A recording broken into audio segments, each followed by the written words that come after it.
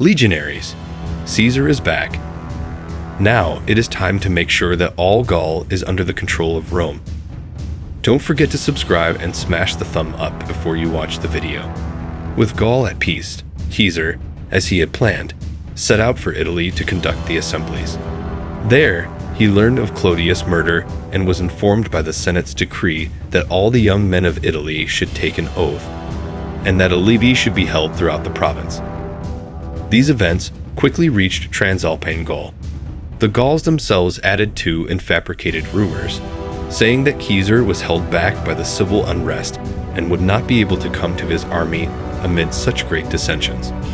Seizing this opportunity, those who had already resented being subjected to Roman rule began to more freely and boldly form plans for war.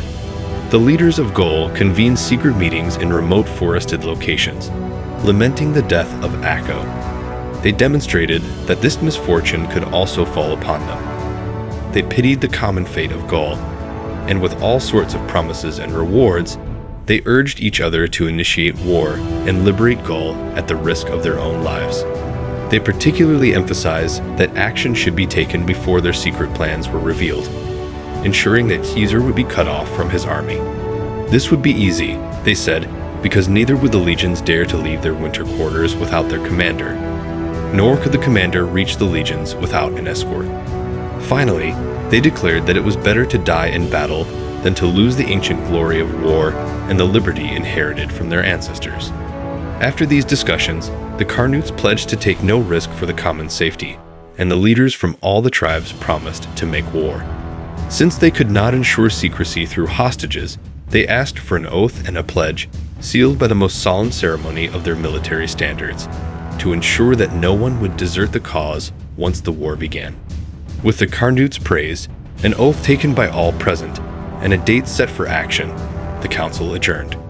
When the appointed day came, the Carnutes, under the leadership of Cotuedo and Concanetidumnus, desperate men, gave the signal and rushed to Cenabum, killing the Roman citizens who had settled there for trade, including Gaius Fufius Sida, a distinguished Roman knight in charge of supplies by Caesar's order and plundering their property. The news quickly spread to all the tribes of Gaul. For wherever a major and noteworthy event occurred, they would signal through the fields and regions with shouts. Others would then take up the cry and pass it on to their neighbors, as happened then. For what had occurred at Cenabum at sunrise was heard before the first watch was completed in the lands of the Arverni, a distance of about 160 miles.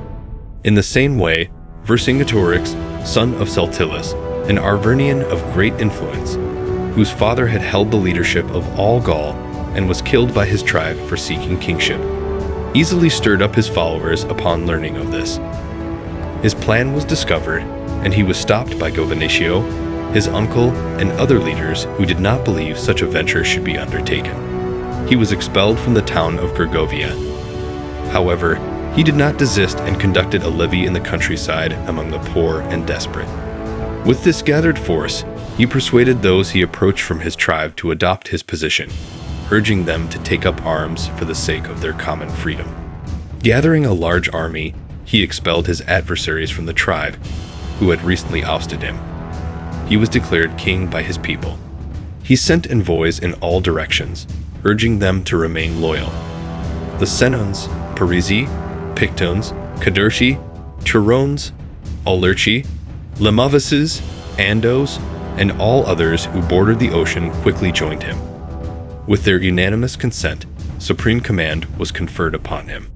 Granted this power, he demanded hostages from all these tribes, ordered a specific number of troops to be brought to him quickly, and set a deadline for the manufacture of arms in each tribe. He particularly focused on the cavalry. He combined strict discipline with harsh punishment to ensure compliance. For a major offense, he would burn the perpetrator alive with all manner of tortures. For a lesser cause, he would cut off their ears or gouge out an eye and send them home to serve as a warning to others, with the severity of the punishment deterring others. Having quickly raised an army with these measures, he sent Lucterius, a Cadurcian of great audacity, with part of his forces into the Rutini territory. He himself set out for the Bituriges. On his arrival, The Bituriges sent envoys to the Aedui, under whose protection they were, asking for help to more easily withstand the enemy forces. The Aedui, following the advice of the envoys whom Caesar had left with the army, sent cavalry and infantry to aid the Bituriges. When they reached the river Loire, which separates the Bituriges from the Aedui, they stayed there for a few days, but not daring to cross the river. They returned home and reported to our envoys that they feared the treachery of the Bituriges, knowing that their plan was to surround them on one side with the Arverni on the other.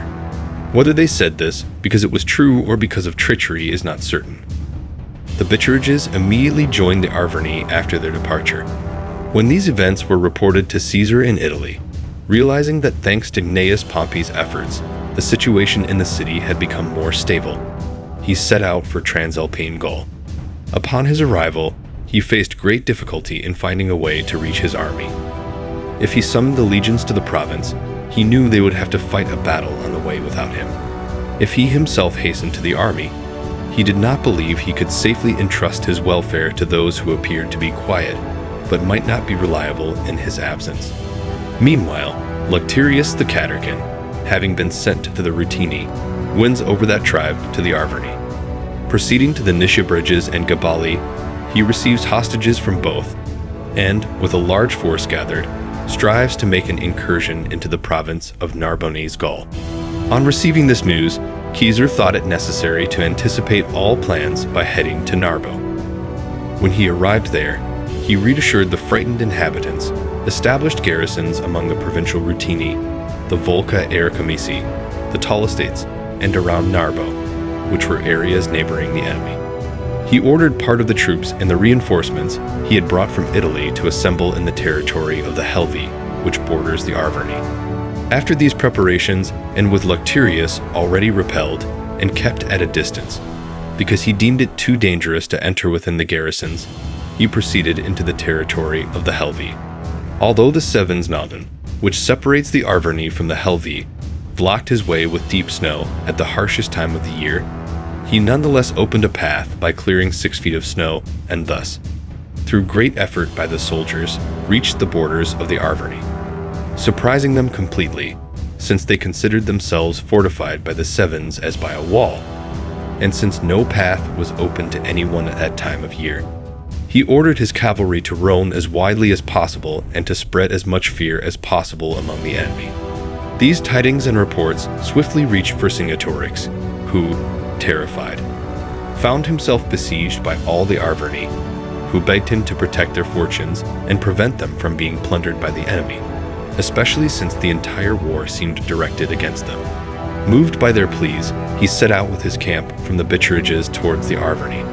Caesar, having spent 2 days in the area, anticipated Vercingetorix's movements, and, under the pretense of gathering additional cavalry and reinforcements, departed from his army.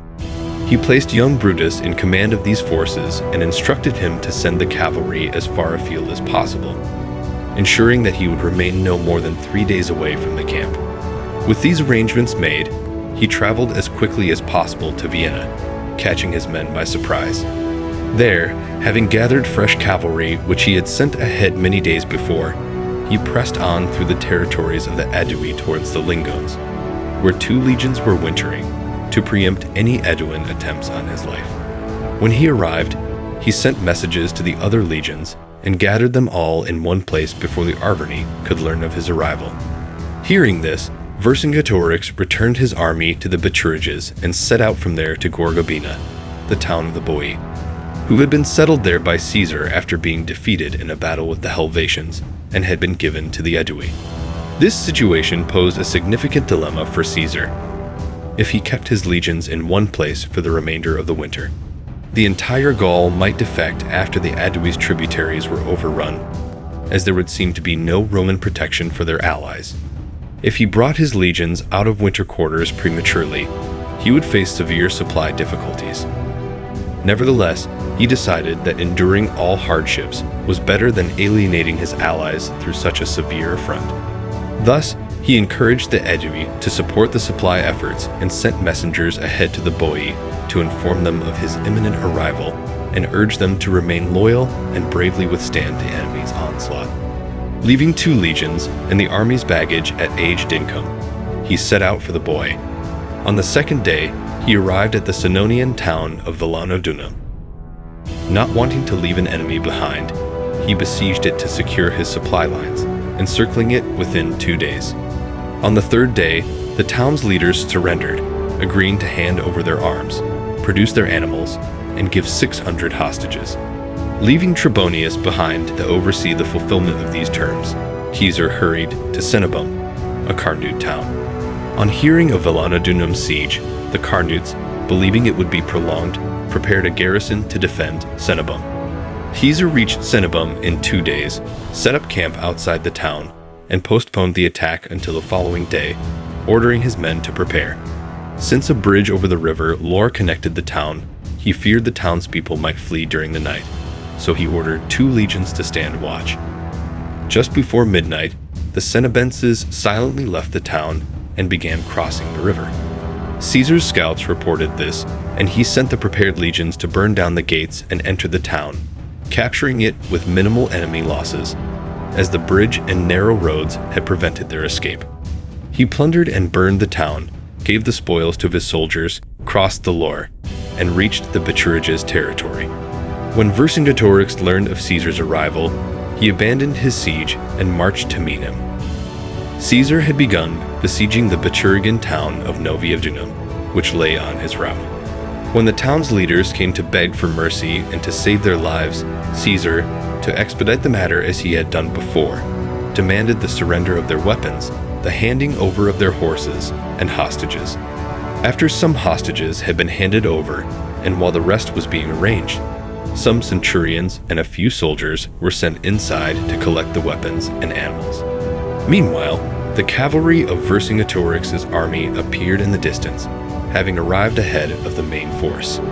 The townspeople, seeing this and hoping for assistance, raised a shout, grabbed their weapons, closed the gates, and manned the walls. Realizing the treachery from the signals, the centurions inside drew their swords, secured the gates, and brought their men back safely. Caesar ordered his cavalry out of the camp and engaged in a cavalry skirmish. As his troops began to struggle, he sent about 400 German cavalry, whom he had with him from the start. The Gauls could not withstand their charge, and after losing many men, retreated to the main body of Vercingetorix's army. Terrified by these defeats, the townspeople arrested those they believed responsible for inciting the mob and brought them to Caesar, surrendering themselves as well. With these matters settled, Caesar advanced towards the town of Avaricum, the largest and most fortified in the Bituriges' territory, and situated in a region of fertile land, believing that once he captured this town, he would bring the Bituriges under his control. Caesar is preparing for the siege of Avaricum. Now things are getting more interesting. Stay tuned and subscribe so as not to miss the next video.